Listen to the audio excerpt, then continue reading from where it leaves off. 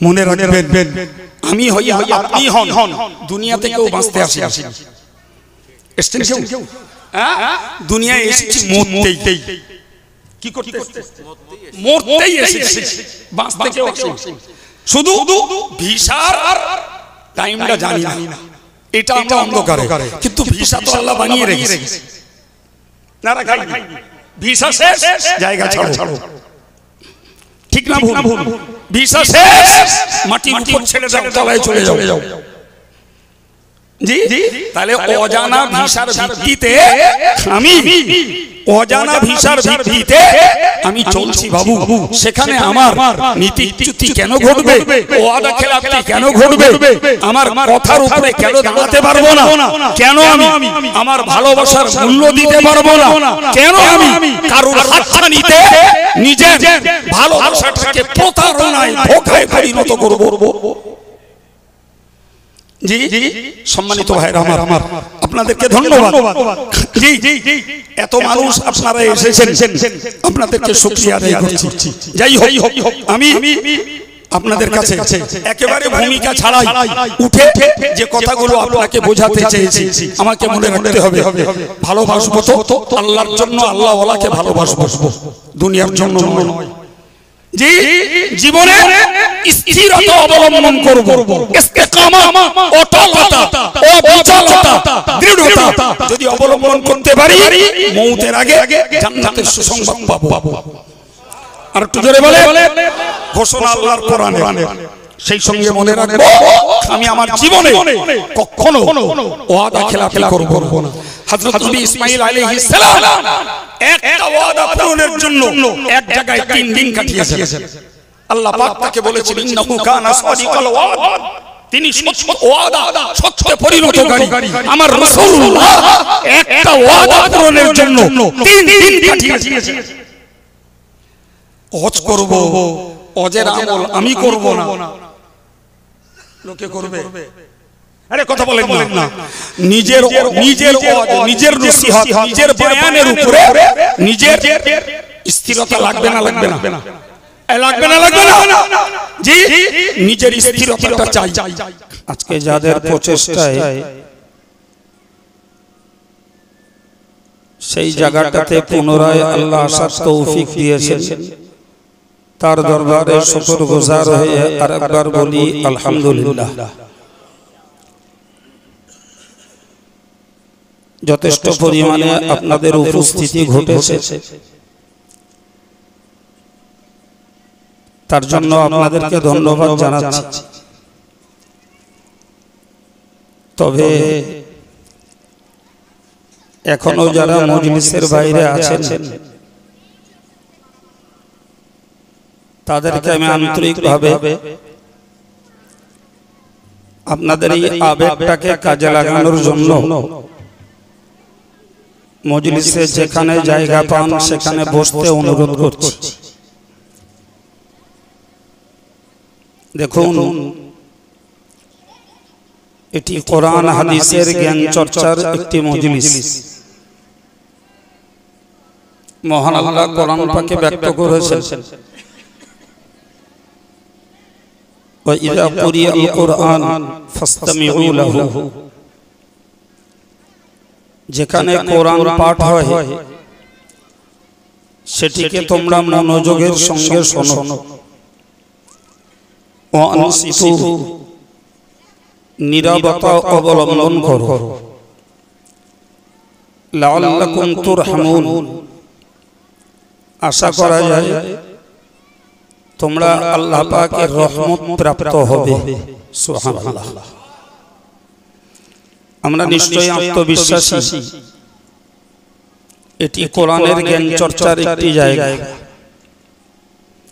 সুতরাং কোন রকমের বেয়াদবি না করে যেমন নীরব আছি এরূপ নীরবতা অবলম্বন করে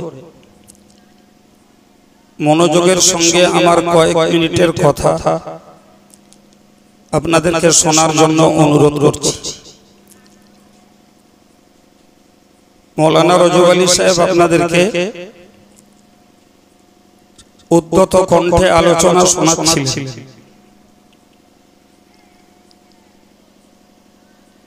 তারা আলোচনার বাকি অংশ আল্লাহ চাইলে বলা যায়, তবে আমি ওই বিষয়টায় আর অংশ না নিয়ে আপনাদেরকে অন্য কিছু শোনানো যায় নিয়ত করে কোরআন শরীফের একটু অংশ তেলাওয়াত করেছি। তো আমি আমার আলোচনা শুরু করবার পূর্বে খুব সংক্ষিপ্ত একটা পটভূমিকা আপনাদের সামনে তুলে ধরি। ভাই, এই অনসিহতগুলো কোন অমুসলিমের হেদায়েতের জন্য নয়। আর ভারতবর্ষে অমুসলিমদেরকে কনভিন্স করার জন্য কথা বলাও আইনত অপরাধ। যে কথাটা বাংলাদেশের মাটিতে দাঁড়িয়ে বলা যায়, ওই কথাটা ভারতের মাটিতে দাঁড়িয়ে বলার অধিকার নাই। আছে কি? একদম না। এটি ইন্ডিয়ান কনস্টিটিউশন, ভারতীয় সংবিধান অনুযায়ী চরম অপরাধ। ফলে এক কথায় মনে রাখতে হবে যে আমাদের এই অজনসিহতের মজলিসগুলো ইমানদার মুসলমানদের জীবনের সংশোধনী, নেক আমলের প্রতি উৎসাহ, পাপ আচরণ থেকে বিরত থাকার প্রতি মানুষকে সজাগ করা, এই জাতীয় হেদায়েতমূলক আলোচনার জন্যই আমাদের এই মজলিসগুলো তৈরি হয়। ঠিক না ভুল? কিন্তু বাস্তব অবস্থা হলো ভাই, আমরা কাকে গীবত বলে জানি না, আর কোনটাকে প্রতিবাদ বলে তাও জানি না। এখন আমি যদি এখানে বসে আমার টাইমটাকে কোরআন হাদিসের কথা বলি, সেটিও সব শ্রেণীর মুসলমানদের জন্য সাদরে গ্রহণযোগ্য নয়। ফর এক্সাম্পল, আমি নামাজ না পড়া লোকের বিরুদ্ধে কথা বললাম, তাহলে আমার শ্রোতাদের ভিতরে যারা নামাজি নন, সেটি তার কাছে পছন্দের হবে না। আমি যদি সুদখোরের বিরুদ্ধে কথা বলি, তাহলে যদি কেউ সুদের সঙ্গে জড়িত হন, তার কাছে এই আলোচনাটি গ্রহণযোগ্য নয়। আমি যদি মদখোরের বিরুদ্ধে কথা বলি, তাহলে যদি কেউ মদাসক্ত ব্যক্তি থাকেন, তার কাছে এই আলোচনাটি অপছন্দের। আমি যদি কোন প্রতারণার বিরুদ্ধে কথা বলি, তাহলে যে বেটা প্রতারণা করে তার কাছে সেটি অসহনীয়, সে সহ্য করবে না। ভাই, আমি যদি ওয়াদা খেলাপকারীর বিরুদ্ধে কথা বলি, তাহলে যে ওয়াদা খেলাপ করে তার জন্য এটি গাত্রদাহের কারণ হয়ে দাঁড়াবে। আমি যদি মিথ্যাবাদীর বিরুদ্ধে কথা বলি, তাহলে মিথ্যাবাদীর জন্য এটি নিশ্চিত তার দৈহিক জ্বলনের কারণ হয়ে দাঁড়াবে। আমি যদি লোভী ব্যক্তির বিরুদ্ধে কথা বলি, তাহলে সেও ছটফট করবে। প্রিয় ভাইরা আমার, তাহলে কোরআন হাদিসের যে বায়ানটাই রাখি, এমন একটা বায়ান নেই যেটা কারো না কারোর বিরুদ্ধে যাবে না। কি বলছেন আপনারা? আমার কথা ঠিক না ভুল? এখন যদি কেউ বলেন হুজুর আপনি এমন একটা বয়ান করেন যে বয়ানটা কারুর গায়ে লাগবে না, তা আমি অক্ষমতা প্রকাশ করে আপনাদেরকে বলবো সেই সাবজেক্টটা আপনারা দিন, আমি বলে দেবো ইনশাআল্লাহ। সেটা কি আমায় একটু বলুন, যে এই বয়ানটা করলে কারুর গায়ে লাগবে না।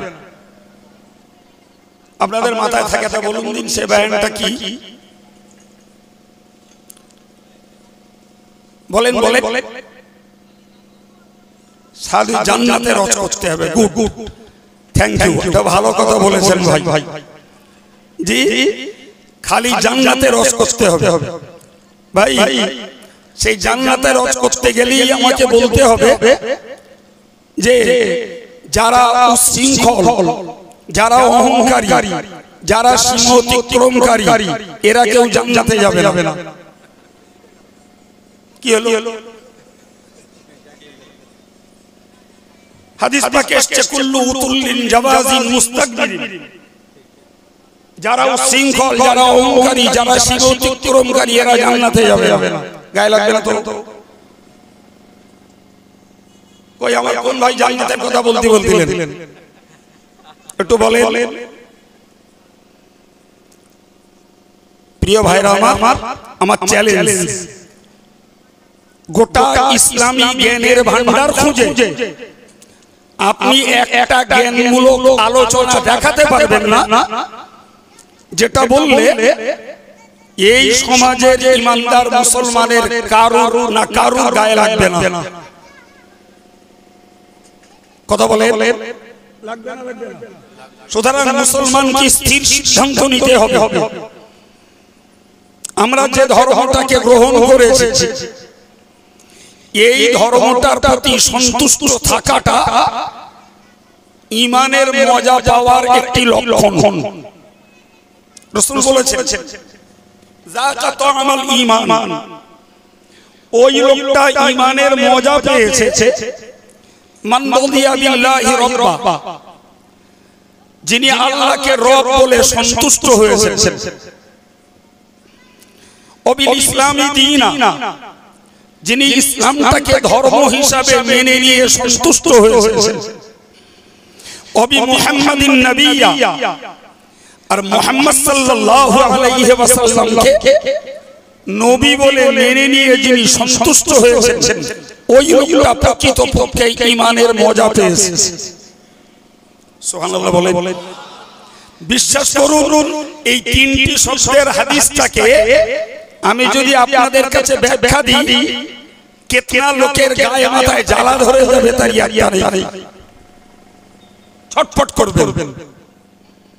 আমি চ্যালেঞ্জ করে বলতে পারি লক্ষ লক্ষ মুসলমান যারা আল্লাহকে রব বলে আজ সন্তুষ্ট হই,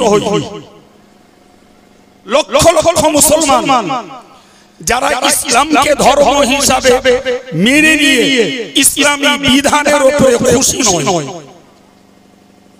লক্ষ লক্ষ মুসলমান যারা মুহাম্মদ সাল্লাল্লাহু আলাইহি ওয়াসাল্লামকে নেতা বলে, বিশ্ব নবী বলে, বিশ্ব নেতা বলে স্লোগান তোলে, অথচ বাস্তব জীবনে তার নেতা দুনিয়ার রাজনীতির নেতা, তার নেতা বাস্তব জীবনে ক্রিকেটার আর ফুটবল তাদের নেতা, অভিনেতা অভিনেত্রী তাদের নেতা, মুখে বলছে বিশ্ব নবী আমার নেতা। কথা বলো। এই হাদিসটাকে ব্যাখ্যা দেব, মাথায় হাত দিয়ে বসে ভাবতে হবে যে আমরা ঈমানদার প্রকৃত হয়েছে কিনা সন্দেহ আছে। বিশ্বাস হয়? কথা বলেন, কথা বলে। প্রিয় ভাইরা আমার, তো আমি আপনাকে বোঝাচ্ছিলাম যে ইসলাম ধর্মটা মেনে নিয়ে আমি সন্তুষ্ট, এই সন্তুষ্টিটা লাভ করতে গেলে টোটাল ইসলামী জীবন ব্যবস্থার কাছে আত্মসমর্পণ করা লাগবে।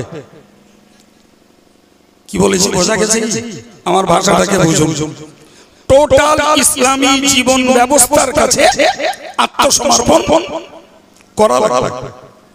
সেটি আদেশমূলক হলে জীবনে করে দেখাতে হবে, আর সেটি নিষেধমূলক হলে জীবন থেকে বাদ দেওয়া লাগবে। কথা বুঝে আসছে? তাহলে প্রমাণ হবে আমি ইসলাম ধর্মের উপরে সন্তুষ্ট।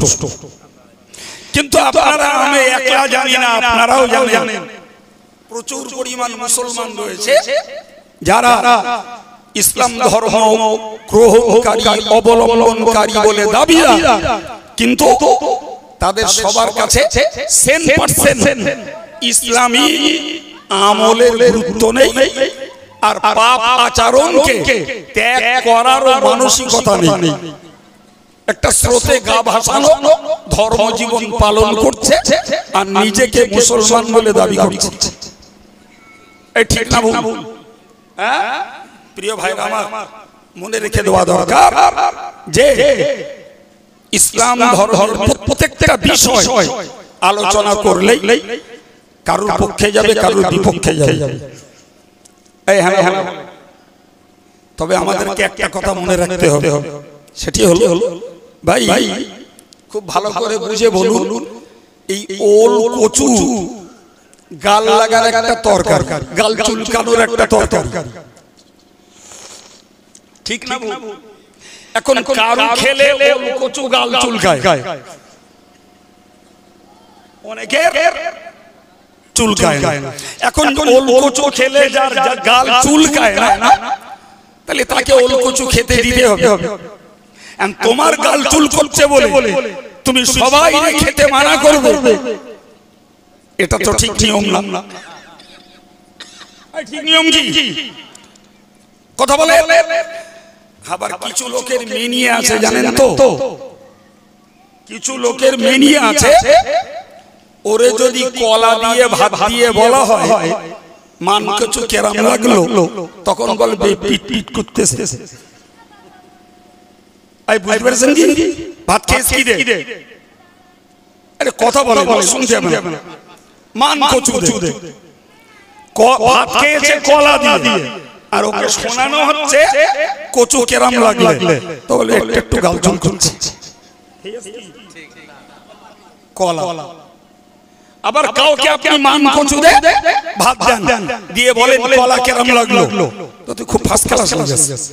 ওদিকে গাল চুলকে বলে বিষ মারা যাচ্ছে। হয় না? হয়। তাহলে একটা নীতি শিখুন, জি ব্যক্তিগত রুচি এক জিনিস, অরুচি আর এক জিনিস। একই জিনিস, কারোর কাছে রুচি, কারোর কাছে। ভাই মানবীয় জীবনে কোনটা রুচির আর কোনটা অরুচির এই বিচার শরীয়তের কাছে নাই। বলেন শরীয়তের কাছে নাই। শরীয়তের কাছে বিচার হলো আল্লাহ আল্লাহর রাসূল যাকে ভালো বলবেন, আপনার স্বার্থে লাগুক, আপনার বিরুদ্ধে চলে যায়, এক কথায় ওটাকে আপনার ভালো বলে মেনে নেওয়া লাগবে, তবে আপনি মুসলমান। শরীয়ত যদি কাউকে দোষী বলে, তাই আপনার যত আপনজন হোক, যত প্রিয়জন হোক, ওটাকে দোষী বলে আপনাকে মেনে নেওয়া লাগবে। এই রাজি আছেন? রাজি আছেন?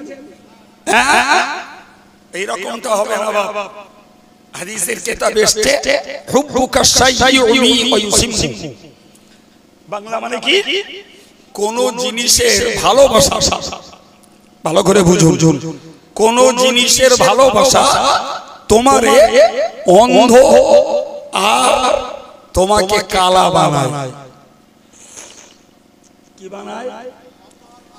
অন্ধ আর কালা বানায়। তার মানে তুমি যেটারে ভালোবাসো তার দোষ তুমি দেখতে চাও না, তার দোষ তুমি শুনতে চাও না, এটা তোমার ভালোবাসার রোগ। এটা কি ভালোবাসার রোগ? কিন্তু ইসলামিক থিওরি কি? ইসলামিক থিওরি হলো মান আহাব্বা লিল্লাহ, যে কাউরে ভালোবাসে আল্লাহর জন্য। কিসের জন্য? জোরে বলেন কিসের জন্য? টাকার লোভে না, নেতৃত্বের লোভে না, পিঠ বাঁচানোর লোভে না, দল রক্ষা করার লোভে না, কারণ ভালোবাসে আল্লাহর জন্য ভালোবাসে। আবার ওয়াবগাদা লিল্লাহ, কারোর উপরে রাগ করে তো আল্লাহর জন্য করে। নিজের দাদাগিরি চলছে না, নিজের মাতব্বরি চলবে না, জি নিজের সম্মান রক্ষে হবে না, ফলে আমি কারোর প্রতি রাগ দেখাবো, তাহলে তোমার রাগ দেখানোটা ইসলামের কাছে সমর্থিত নয়। ভালোবাসলে কার জন্য বাঁচতে হবে? সবাই মিলে বলে, রাগ করলে কার জন্য? আল্লাহর জন্য।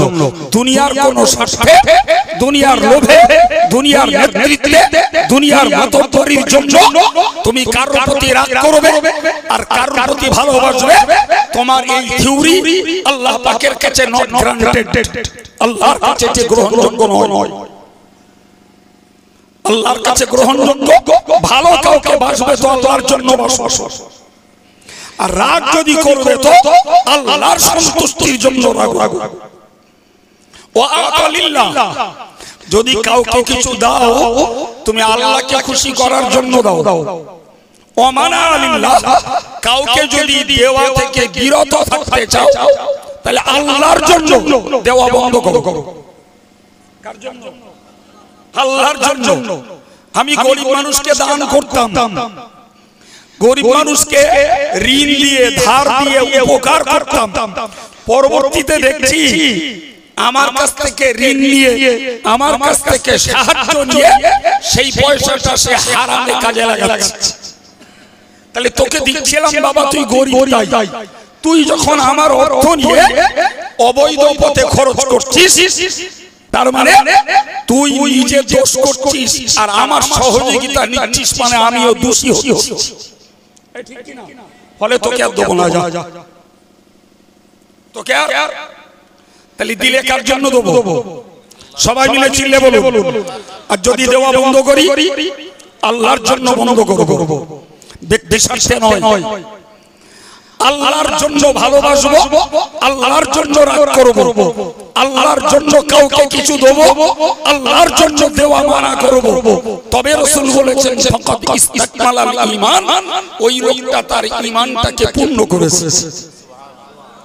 আর একটু মহব্বত করে বলে, কি গো বাবা, মনে মনে হচ্ছে নাকি নামাজ শুধু ইসলাম, দাড়ি শুধু ইসলাম, টুপি শুধু ইসলাম? জি, আমি আব্দুল কাইয়ুম মোটা মোটা লেকচার মারছি, এই লেকচারটাই কি ইসলাম?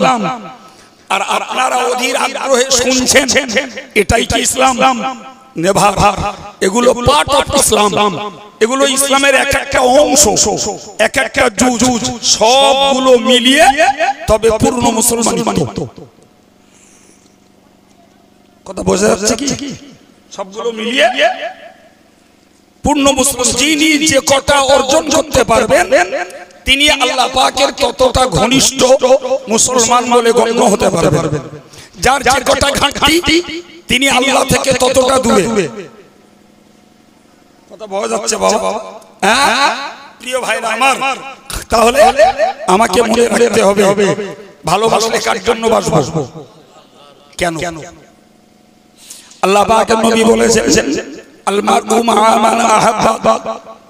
ও আমার বান্দা বান্দি, তোমরা মনে রাখো কাকে ভালোবাসবে ভেবে চিন্তে ভালোবাসো, কাকে দোস্তি করবে, কার সঙ্গে খাতির করবে, কার সঙ্গে হৃদয়তা রাখবে, কার সঙ্গে এক একটা বোধ তুমি হবে, ওটা ভেবে চিন্তে বাসো। মনে রাখো যে যারে ভালোবাসবে তার সঙ্গে কিয়ামতে তার হাসর হবে। কিয়ামতের দিনে ভালোবাসার মানুষের সঙ্গে হাসর হবে। কথাটা কার? কথাটা রাসূলুল্লাহ। কার কথা? আরেকবার বলুন, রাসূলুল্লাহ। তাহলে ভালো কারে বাসবো এটা আমাকে নির্বাচন করতে হবে তো নাকি? হাসর যখন তার সঙ্গে হবে। আর আমি যদি ফেরেশতাদের সঙ্গে ভালোবাসা করি, দাঁতাল মাতালের সঙ্গে যদি ভালোবাসা করি, চোর ডাকাতের সঙ্গে যদি ভালোবাসা করি, আমি যদি অত্যাচারীর সঙ্গে ভালোবাসা করি, আমি যদি সমাজ বিরোধী এদের সঙ্গে ভালোবাসা করি, আমি যদি আল্লাহ ভোলা লোকের সঙ্গে ভালোবাসা করি, তাহলে আমার হাসরটা একটু কথা বলেন বাপ। কার সঙ্গে হবে? তার সঙ্গে হবে তো। আল্লাহ পাক কোরআন শরীফে বলেছেন ফালা তাকুদু বা'দা যিকরা মা'আল কওমিজ যালিমিন। হে ঈমানদার মুসলমান, আমি আল্লাহ পাক তোমাদেরকে জানিয়ে দিলাম, খবরদার খবরদার, কোরআন নাযিল হওয়ার পরে তোমরা ফাসিক সম্প্রদায়ের সঙ্গে ওঠা বসা করো না। ফাসিক যারা, এদের সঙ্গে খাওয়া পেওয়া তোমরা করো না। যারা ফাসিক, এদের সঙ্গে একাত্মবোধ, এদের সঙ্গে সংসর্গ তোমরা বজায় রেখো না। আমরা ফাসিক শব্দটা খুব জানি না, জানি না বেয়াদবি নেন না বাবু। আমরা দুমদাম একটা জিনিস বুঝি, যারা দাড়ি কাটে ওরা ফাসিক। এই কথা বলেন না কেন?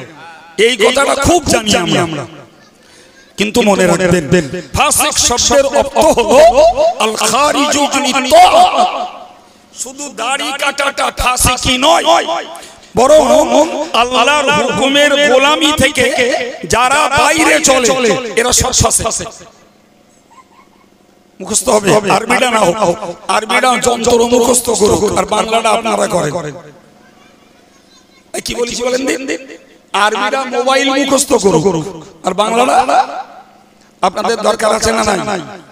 জোরে বলে। ফাসিক শব্দের অর্থ আল খারিজু আনি তাআ, যারা আল্লাহর হুকুমের গোলামি থেকে বাইরে চলে যায় এরা শরীয়তের পরিভাষায় ফাসিক। তাহলে তার মধ্যে কি শুধু দাড়ি কাটা পড়ে? নিশ্চয়ই নয়। তাহলে শরীয়তের বাউন্ডারির বাইরে গেলে সে কি? জি, কোরআন বলল তোমরা জালেমদের সঙ্গে ওঠা বসা করো না। জালেম কারা? তাফসীরে আহমদীতে বলা হয়েছে ইয়াউমুল মুবতাদিআ ওয়াল ফাসিকা ওয়াল কাফির। তাফসীরে আহমদী ভারতবর্ষের বিখ্যাত মুফাসসির, দেশ বরেণ্য নয়, জগৎ বরেণ্য আল্লাহর ওলি, জি তিনি তার তাফসীরে লিখেছেন যে এই জালেম শব্দটা ফাসিকের জন্য প্রযোজ্য, জালেম শব্দটা বেদাতি ব্যক্তির জন্য প্রযোজ্য, জালেম শব্দটা কাফেরের জন্য প্রযোজ্য। কদাল হলো? জোরে বলেন কদাল। তাহলে যে ফাসিক সেও জালেম, যে কাফের সেও জালেম, যে বেদাতি সেও। আল্লাহ বললেন এই ফাসিক, বেদাতি, কাফের এদের কারোর সঙ্গে তোমরা ওঠা বসা করতে পারবে না। কেন?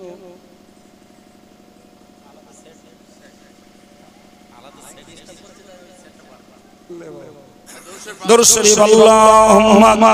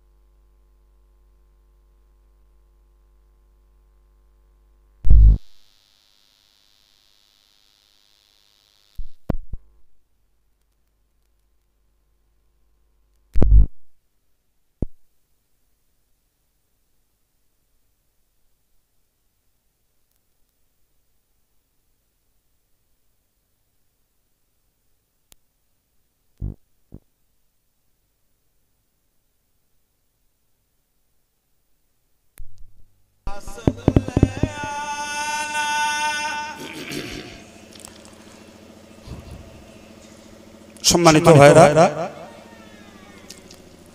আপনারা জ্ঞানী মানুষ, যথেষ্ট অশোনা মানুষ এবং নীরবতার সঙ্গে শুনছেন। আল্লাহ শুকরিয়া আদায় করছি। মন ঠিক রাখুন, কিছু স্বচ্ছ জ্ঞান জোগাড়ের চেষ্টা করুন। আমি কি বলেছি বাবু? আল্লাহ কোরআনে বলেছেন তোমরা জালেমদের সঙ্গে বসো না। জালেম কারা? কি কি নাম বলেছি বাবু? ফাসিক, বেদাতি, আর আরটা কি বললাম? কথা বলুন আমার সঙ্গে, অজ বাড়ি নিয়ে যেতে হবে, এখানে রেখে গেলে হবে না। প্রিয় ভাইরা আমার, তাহলে জালেম এই তিন শ্রেণীর ব্যক্তি বলে তাফসীরে আহমদীতে উল্লেখ করা হয়েছে। হযরত আল্লামা মোল্লা জীবন রাহিমাহুল্লাহ তিনি এই কথা উল্লেখ করেছেন। এখন আপনারা আর একটু ভেঙে বুঝুন ভাই, আমরা যে সমাজটাতে বাস করি, একটা সমাজে সব রকমের লোক আছে না? একদম এক সব রকমের লোককে নিয়েই আমাদের সমাজ। তাহলে আমাকে কখনো ফাসিকের সঙ্গে লেনদেন করতে হয় না? কখনো আমাকে কোন বেদাতি ব্যক্তির মুখোমুখি হতে হয় না? কখনো কাফেরদের সঙ্গেও আমার ব্যবসা ভিত্তিক, আমার রাজনৈতিক ভিত্তিক, কিংবা আমার শিক্ষা ভিত্তিক, চাষাবাদ ভিত্তিক, প্রতিবেশী ভিত্তিক সম্পর্ক কিছু থাকতেই হয়। ইসলাম এটা ছাড় দিয়েছে, সুবহানাল্লাহ। লেনদেন ছাড়। আপনি কাফের দোকানদার, আমি মুমিন খরিদ্দার। আমি মুমিন দোকানদার, আপনি একজন ফাসিক খরিদ্দার। জি, আমি একজন মুমিন দোকানদার, আপনি একজন বেদাতি খরিদ্দার। এই যে সামাজিক লেনদেন, এটাতে ইসলাম ছাড় দিয়েছে। এটাকে বলা হয় মুআমালাত। মুআমালাত সব ধর্মের মানুষের সঙ্গে চলে, কিন্তু মনে রাখবেন ভাই, আরেকটি হলো মুআনাসাত। এই ফাসিক বলি, এই কাফের বলি, বেদাতি বলি, এদের কারোর সঙ্গে আন্তরিকতা চলে না। ও অনুমতি ইসলামে নেই।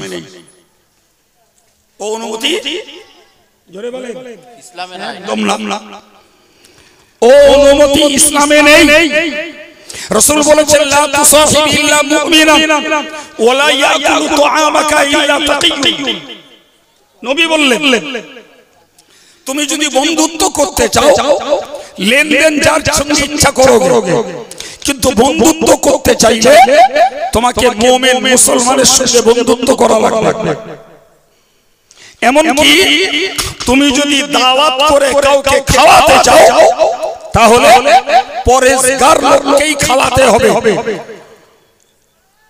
কি বুঝছেন?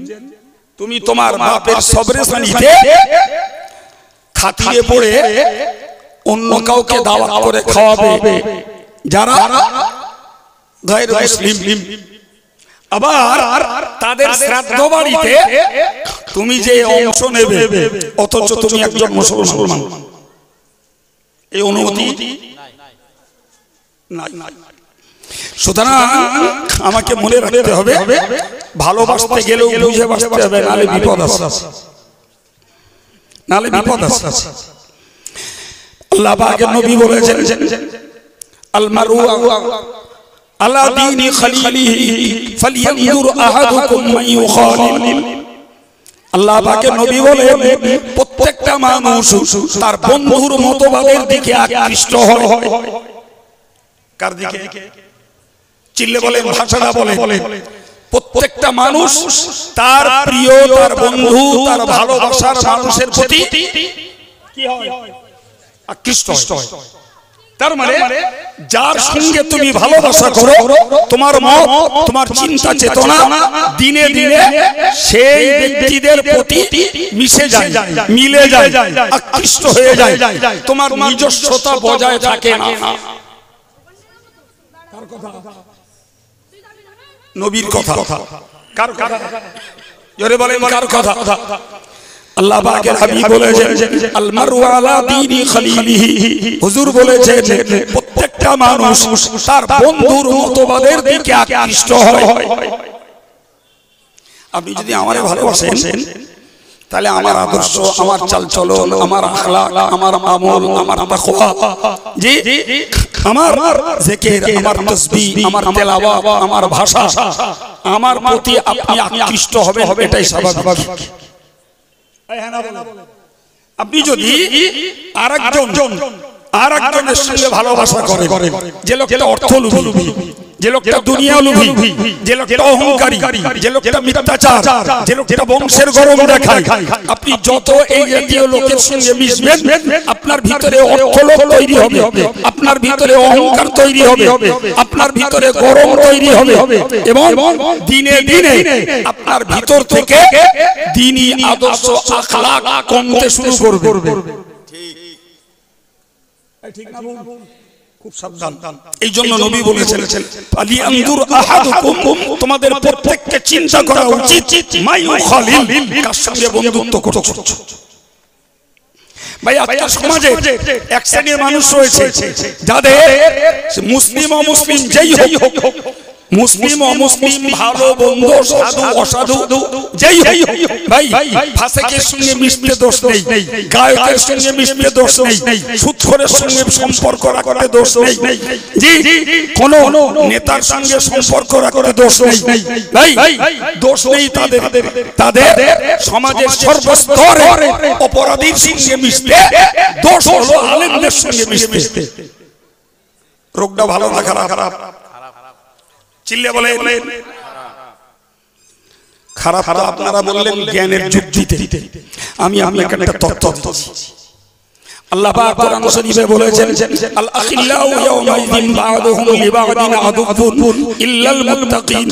মহান আল্লাহ বলেন দুনিয়ার জমিনে দুনিয়ার স্বার্থে, দুনিয়ার লোভে, দুনিয়ার মাতব্বরিতে, দুনিয়ার সম্মানের লোভে, দুনিয়ার টাকার লোভে তুমি যদি কারোর সঙ্গে ভালোবাসা তৈরি করো, নিশ্চিত করে মনে রাখো তোমার ওই দুনিয়ার বন্ধুটা হাসরের ময়দানে হবে তোমার শত্রু। কার কথা? চিল্লে বলেন এটি আল্লাহর কথা। কার কথা? আল্লাহর কথা। এবার বলেন ভাবনা চিন্তা করে বন্ধুত্ব করতে হবে না? কি বলছেন আপনারা? যেমন যাবে তাই করবেন না? তার কোনো বিধি বিধান ইসলাম দিয়েছে? ইসলামের বিধান জানুন। ইল্লাল মুত্তাকিন, পরহেজগার যারা, খোদাভীরু যারা, আল্লাহওয়ালা যারা, এই মানুষগুলোর সঙ্গে তুমি বন্ধুত্ব করো। ওই মানুষগুলো কখনো তোমার ক্ষতি চাইবে না। আর তুমি যদি তাদের আগে মারা যাও, তারা তোমার জন্য কেঁদে দায়িত্ব ছাড়বে না, বরং তোমার জন্য ক্ষমা চেয়ে আর সবরসানি করে বন্ধুত্বের হক আদায় করবে। ঠিক না ভুল? তাহলে ভালোবাসতে হবে যারে পাওয়া যাবে তারই। কি বলছেন আপনারা? যারে পাওয়া যাবে তার। কার ভালোবাসতে হবে? পরেশগার, আল্লাহওয়ালা, দিনদার, ইমানদার, আমলওয়ালা, এই লোকগুলোরে ভালোবাসো। ওরা বেঁচে থাকলে তুমি মরে গেলে দোয়া পাবে। আর ওরা যতদিন বাঁচবে তোমাকে অন্তত ক্ষতির পরামর্শটা দেবে না। ঠিক না?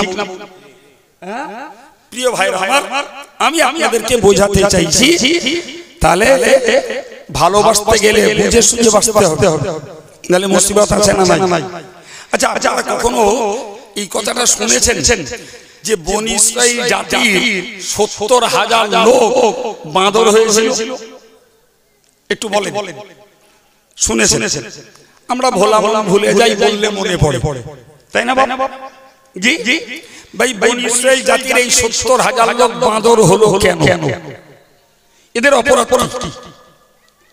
কান খুলে শুনুন। এদের অপরাধ হলো হযরত নবী দাউদ আলাইহিস সালাম জবুর কিতাব পড়তেন।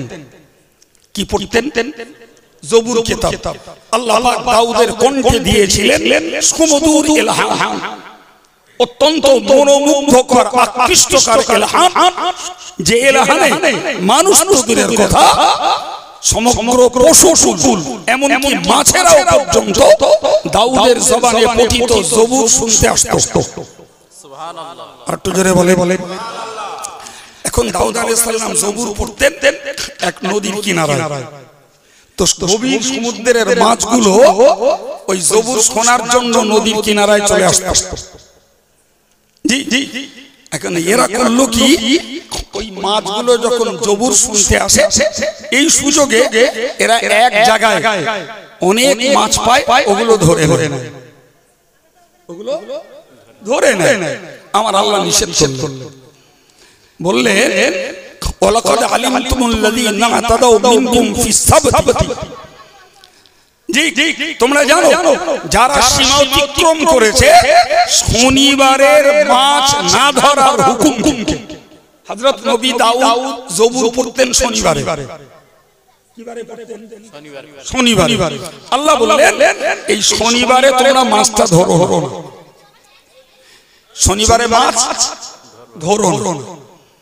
তো ওরা করলো কি, শনিবারে মাছ ধরো না এই নিষেধটাকে মানার জন্য ওরা মূল সাগর থেকে কেনেল কেটে নিয়ে, খাল কেটে নিয়ে একদম গোদা বাংলায় না কেটে ভিতরে ঢোকালো। মাছগুলো জবুর শুনতে এসে পানি পেয়েছে, ঢুকে গেছে। এরা শনিবারে এই ক্যানেলের মুখটা আটকে দেয়। চাতুরতা কত দেখেছে আল্লাহর সঙ্গে চাতুরতা। শনিবারে আটকে দিল, রাত পার হলো, রোববারে সকালবেলা ওই মাছ ধরতে শুরু করল।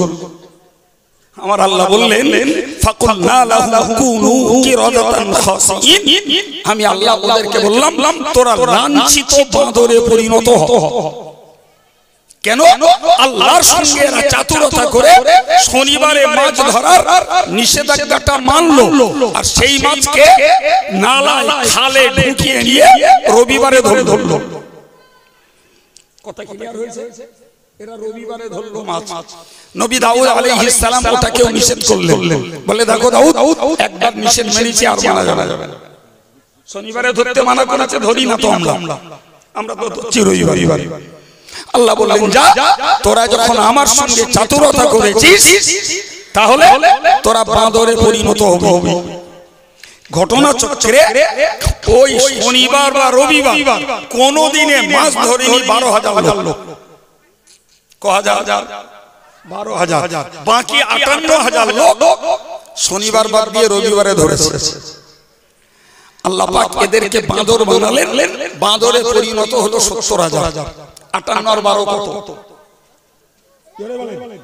নিসাবুল ইহতিসাব কিতাবের হাওলা দিয়ে বসিরাট হুজুর লিখেছেন যে এই 12,000 লোক এরা তো শনিবারেও মাছ ধরে, রবিবারেও ধরে। এরা কেন বাঁদর হলো? এদের বাঁদর হওয়ার হেতু কি?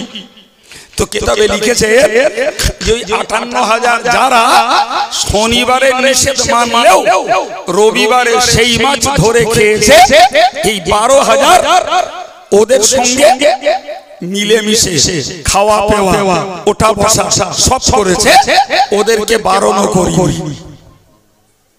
ওদেরকে বাবু চুরি না করেও চোরকে বারণ না করা, চুরি না করেও চোরের কাজে সহায়তা না করা, এটা উচিত কিনা? চুরি করলাম না, চোরের কাজে সহায়তা করলাম। চুরি করলাম না, চোরের কাজে সমর্থন দিলাম। চুরি করলাম না, আমি চুরির মাল সামাল দিলাম। অপরাধ কম হবে বলে মনে হয়?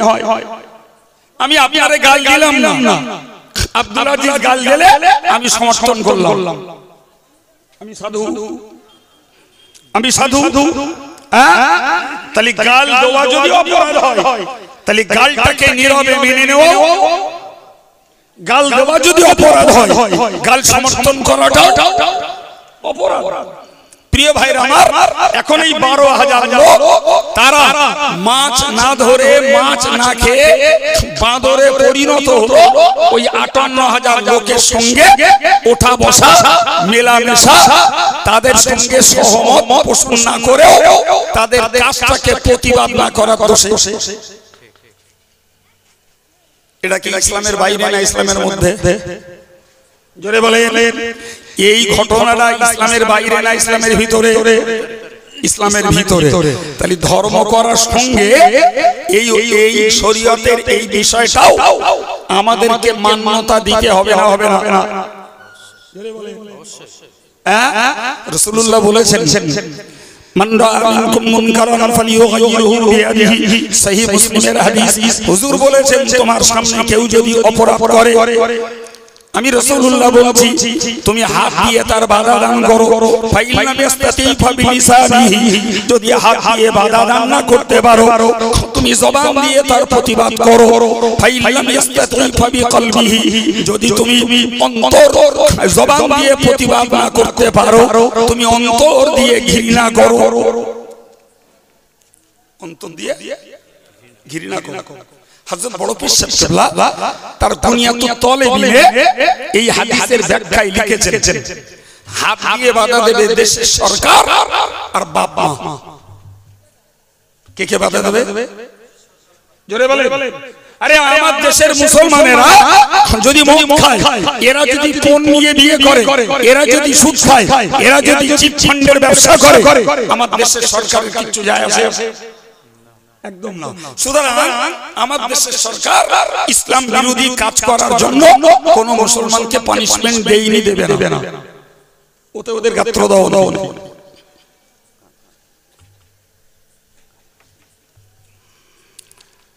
প্রিয় ভাইরা আমার, কিন্তু আমার ছেলেটা মদ খায়, আমার ছেলেটা গালি দেয়, আমার ছেলেটা মিথ্যাচার করে, আমি বাপ তারে যদি মারি গ্রামের লোক আর দেশের লোক কারো কিছু বলার না। কারণ আমার ছেলেটাকে সভ্য শায়েস্তা করার দায়িত্ব আমার। এই জন্য বড় বিশেষজ্ঞরা লিখেছেন জি, যদি তুমি বাপ হও, ছেলে মেয়েদের অন্যায়কে হাত দিয়েও প্রতিরোধ করতে পারো। যদি তুমি ইসলাম শাসিত দেশের সরকার হও, তাহলে তোমার দায়িত্ব বেনামাজিকে তুমি প্রয়োজনে বন্দী করো, নামাজ না পড়লে তাকে ছেড়ে দাও। ভারতবর্ষে ওটা হবে। নাম্বার 2, তুমি সরকার নাও, বাপ মা নাও, জি তুমি দেশের আলেম, তোমার দায়িত্ব হলো অন্যায়টাকে মুখ দিয়ে প্রতিবাদ করা। এখন আমি অন্যায়টাকে মুখ দিয়ে প্রতিবাদ করলাম না, আলেম হয়েও ভাই, তাহলে বড় পীর সাহেব কেবলার দেয়া ব্যাখ্যা অনুযায়ী আমি দোষী হব না? হব না? 3 নম্বরে বললেন অন্তর দিয়ে ঘৃণা করো। হযরত বড় পীর সাহেব কেবলা বললেন অন্তর দিয়ে ঘৃণা করার দায়িত্ব সাধারণ লোকের। যাদের কাছে মসজিদের মেম্বার নেই, যাদের কাছে মঞ্চ নেই, যারা খানকার পীর সাহেব না, এরা অন্তর দিয়ে ঘৃণা করবে। ওই লোকটা অসাধু লোক, হয়তো সামনাসামনি দেখা হয়েছে, সালাম আলাইকুম, ওয়ালাইকুম আসসালাম, ভাই ভালো আছেন? হ্যাঁ ভালো আছি, ওই পর্যন্ত শোষ। বাকিটা মনে করো এই লোকটা ইসলাম বিরোধী, এই লোকটা শরিয়ত বিরোধী, এই লোকটা কোরআনের বিপরীত চলে, এই লোকটা রাসূলের বিপরীত চলে। এর সঙ্গে আমার আন্তরিকতা রাখলে আমার আল্লাহ সন্তুষ্ট হবেন। কিন্তু আজকে যদি মুসলিম সমাজটাকে আমরা মূল্যায়ন করি তো দেখব একদম 3টে হুকুমের একটারও বাস্তবতা, একটারও আমল, একটারও কার্যকারিতা নেই। ছেলে মেয়ে অন্যায় করলেও বাপ তাদেরকে প্রয়োজনে মেরে শায়েস্তা করতে পারে না। জি, সমাজের মাটিতে অন্যায় হলেও ভাই, অন্যায় হলেও সব শ্রেণীর আলেমদের অন্যায়ের প্রতিবাদ করে হাদিসের হুকুম পালন করবে, এই চিন্তা ভাবনা সবার নেই। আর অন্যায়কারীকে অন্তরে ঘৃণা করবে, এই মানসিকতা সবার নেই। ভাই আল্লাহ হেফাজত করুন, দোয়া করি। আচ্ছা বলেন তো, যদি অন্যায়ের সঙ্গে গাঁটছাড়া বেঁধে, অন্যায়ের সঙ্গে আন্তরিকতা রেখে, অন্যায়কারীর সঙ্গে যদি মহব্বত রেখে চলি, জি হয়তো আল্লাহ দাউদ নবীর কওমের মতো 12,000 কে বাঁদর বানানোর মতো বাঁদর বানাবেন না, কিন্তু ব্যাপারটা কি সত্যি খারাপ নয়? আল্লাহ বাঁদর বানাবেন না, এটা আমাদের সৌভাগ্য, কিন্তু তাই বলে আমরা অপরাধীর সঙ্গে মিলতে মিশতে আন্তরিকতা রাখতে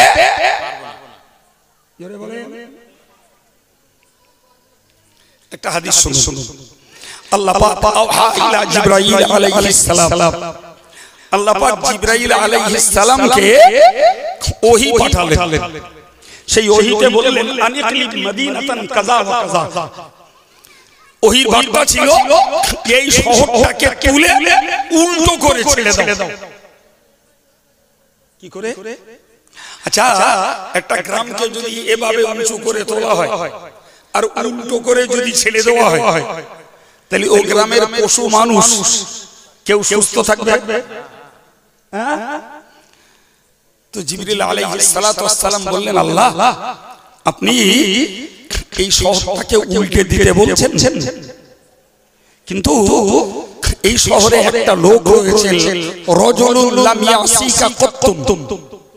খুব গুরুত্বের সঙ্গে বুঝুন, নবী বলছেন, জিবরাইল বললেন যে এই শহরে একজন লোক আছে যে লোকটা নামাজ পড়ে, জিকির করে, তাসবিহ পড়ে, তাহাজ্জুদ পড়ে, তাসবিহ এবং কোরআন পড়ে, এক কথায় লাম ইয়াসিকা কত্তুন, ওই লোকটা কখনো আপনার নাফরমানি করেনি। সুবহানাল্লাহ বলে। লোকটা ভালো না খারাপ? জোরে বলে ভালো। বেয়াদবির মাপ চেয়ে একটা কথা বলছি বাবু, আমরা না একটা কথা মাঝে মাঝে মূল্যায়ন করি, বিচার করি। আমরা কি বিচার করি? আমি এই রজনীকে দিয়ে বলছি, রজনীর মাওলানা তো নাকি, আমি নাম ধরি, খুব অসুবিধা হয়ে গেছে মনে হচ্ছে। জি, তো আমি রজনীকে দিয়েই বলি। রজনী আলেম, তারপরেও আমি তার নগণ্য হলেও ওস্তাদ, অনেক পড়েছি ভাই। তো আমি রজনীকে দিয়েই বোঝাচ্ছি, ধরে জি ভাই। এই গ্রামের লোক সবাই বলে রজনীর মতন ছেলে হয় না, বিশাল ভালো। ও জীবনে কারোর সঙ্গে কোনোদিন ঝগড়া বাঁধায় না, জীবনে কারোর সঙ্গে কোনোদিন মুখ লাগায় না, ও কারোর সঙ্গে কোনোদিন তর্ক বিতর্ক করে না, ওর মতন ছেলে হয়। এরকম কিছু লোক কারোর ক্ষেত্রে বলে না। বেয়াদবির মাপ চেয়ে বলছি, আমি রজনীকে বলার অধিকার আছে বলছি। আমি বলছি রজনী যদি সত্যি ওই টাইপের ছেলে হয়, তো রজনীর মতন বদমাইশ আরেকটা নেই। ও পাক্কা বদ। আপনাদের তো তাক লেগে যাবে। আমরা সবাই জানি ছেলেটা ভালো, আর হুজুর একলা মাতব্বরি করে বলছে বদ। এ কেরকম? মনে রাখবেন, রজনীর সঙ্গে কারোর মুখ লাগালাগি হয় না, কারোর তর্ক বিতর্ক হয় না।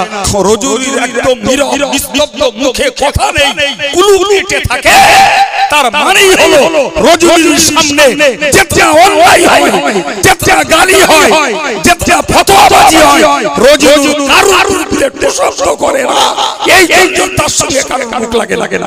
ঠিক। এই কথা মাথায় ঢুকেছে?